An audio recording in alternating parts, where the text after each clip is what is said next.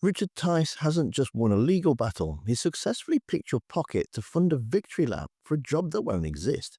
While he postures as the champion of the common man, he's quietly plotting to make sure the youngest of these common people take home a very much smaller paycheck. And the best part is you're going to be paying for it all. Richard Tice is very proud of himself. He's forced the government into a U-turn to ensure local elections go ahead this May. The government has backed down and now they're paying Reform's entire legal bill. Tice sounds absolutely chuffed about it. Quite rightly too, he says. It was your party's legal action that I think it's fair to say helped prompt this latest government U-turn. Why is it so important that these elections go ahead this May rather than next May? Because that's what democracy is all about. Sometimes it's inconvenient, sometimes it is costly, but actually it's the opportunity for voters every 4 years or whatever the period is to have their say. And it's the very essence of who we are as a great democratic nation. But here's what he's not shouting from the rooftops. These councils are being reorganised and merged. The people you elect in May will be out of a job in 12 to 24 months because the councils themselves will cease to exist. Tice calls it the essence of democracy.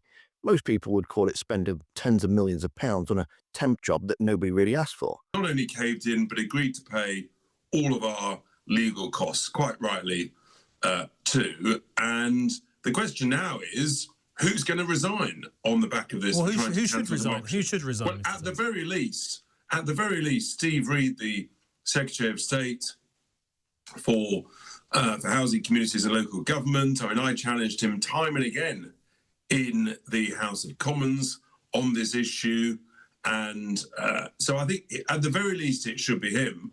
Or should it actually be the Prime Minister, who also tried to cancel democracy, who's now making... That isn't government money, Richard. That's taxpayer money.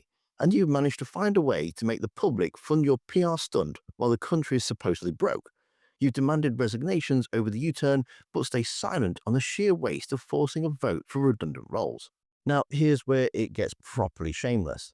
Reform have banged on about setting up Doge efficiency units, and then quietly forgot about them, but they are kind of bubbling in the background.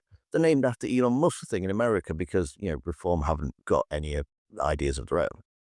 And when the interviewer points out the obvious contradiction, your efficiency unit might have views on tens of millions being spent on temporary councillors, Tice dodges it beautifully. Postponing local council elections for 12 months. We're talking about 5 million people. This is hardly Vladimir Putin territory.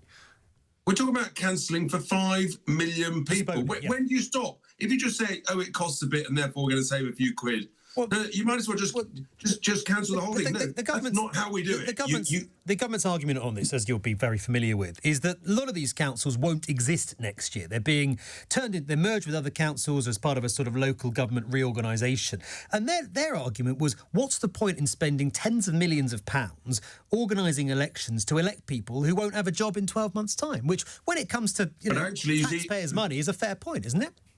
No, because your standing assumption there is completely wrong. The councils would change in 2 years' time. You don't think your Doge efficiency unit that you're going to set up, Mr. Tice, might have views on tens of millions of taxpayers' money being spent on new councillors rather than just keeping these existing ones for another year or two? We're saving plenty of hundreds of millions elsewhere, and we recognise there is an important value and price of democracy. But the good news is that we hopefully are going to do really well in these May the 7th elections. I think many voters will actually say, let's give an extra bloody nose to the Labour Party. Classic. It's fine to waste tens of millions on elections for councils that are about to be abolished because Reform will supposedly find savings somewhere else. Somehow, eventually, just kind of trust us. This is the Fiscal Responsibility Party, remember? The one constantly lecturing Labour about wasteful spending. Cynical here, but is that ultimately what this is about? That in Reform that you're on course to have quite a good set of local election results and you didn't want them to be delayed for 12 months. It's less about national interest, is it, and more about Reform's interests here? But it's the reverse point that you should be most terrified, and your listeners should be most terrified of, where you've got a government who feared they were going to do badly in elections. And so they said, well, let's just cancel them. Let's just put them in the bin. I mean, what a terrifying precedent that is for our nation. So when you get to the general election and there's a bit of a hiccup, Oh, come economy's on. not doing very Keir well. Starmer, if he's still imposed by then, he's not going to cancel the next general election, Mr. Tice. That's Oh, ridiculous. I'm sorry, but once you get a taste for cancelling things, and it suits you, well, who knows where it ends? And then the interviewer nails it. This isn't about democracy, it's about reform expecting good results in May. They didn't want to wait another year because political momentum might shift.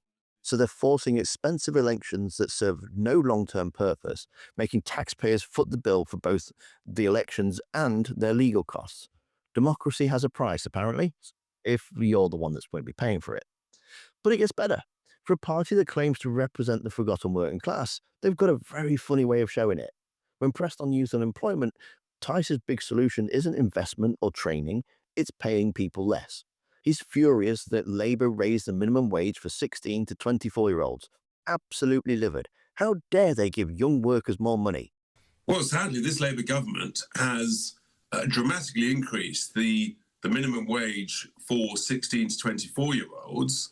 And essentially, they've priced them out of the market because there's no incentive to employ someone younger if you can employ someone with more experience for the same wage, age 25 So or do you think older. those young people should be paid less? Well, historically, that's been the nature of it because young people, by definition, they're learning, they're being trained, they might be on an apprenticeship or whatever, and that's a natural part of the evolution of gaining experience in the workplace. His logic is if young people cost the same as older workers, employers won't hire them. So the solution, make them cheaper. And when asked directly if reform would cut the minimum wage for young people, Tice says that they'll be talking about that over the coming weeks. They need to relook at it. If you were in government, it says, would reform cut the minimum wage for young people to get more of them into work? Is that on the table? Well, we'll be talking about that over the coming weeks. We've got to relook at it because the evidence is immediately there within a matter of 6 to 9 months.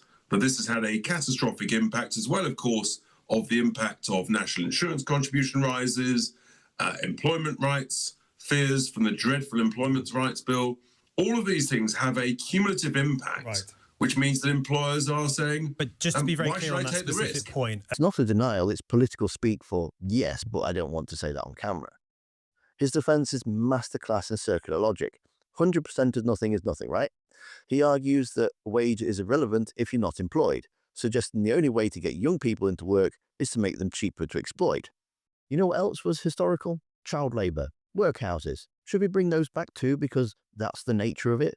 When the interviewer asked what he would say to young people already in work earning the minimum wage, people would see their pay cut. Tice just dismisses it as a complicated issue. a potential pay cut for millions of young workers on the minimum wage is something you are considering. If you're unemployed, 100% of nothing is nothing. No, but we're talking specifically about the minimum wage here and whether it needs to be cut for young people. But the wage is irrelevant if you're not employed. Yeah, but the young businesses are not employing you, so it's much better to say actually. Yes, but the young people who are employed on the minimum wage obviously would also be affected by a cut in the minimum wage. And that's why I'm not going to make policy on the hoof. That's why you've got to look at the implications of this. But you're looking at it. We've got to look at all of this because they've got themselves in a terrible pickle, and sometimes it's then quite hard to unwind these things. And to young people who say, well, I'm in work, I'm earning the minimum wage, why on earth would I vote reform if they think I should potentially earn even less than I'm getting? What would you say? Well, that's not what I'm saying. What I'm saying is other young people are not being employed who could be and should be because of this extra cost, and it's a significant disadvantage. But it's now it's a complicated issue because of the way they've done it. It's not complicated, Richard. You're asking the next generation to work the same hours for less money while you brag about wasting public funds on pointless elections. So let's be clear what Richard Tice and Reform are currently representing. They'll force you to pay tens of millions for elections of councils that won't exist. They'll make you cover their legal bills for the privilege. They'll lecture you about government waste while creating it, and they'll call it the essence of democracy. Meanwhile, if you're a young person working minimum wage, they're considering cutting your pay. They'll tell you it's for your own good. That's being cheaper makes you more employable. Be grateful for your poverty, kids. At least you'll have something. This is the party of fiscal responsibility, supposedly. The party of the working people, champions of the common sense. But then, as you'll see in the video that's on screen now, when a reformed millionaire talks about poverty, well, he doesn't think it really exists.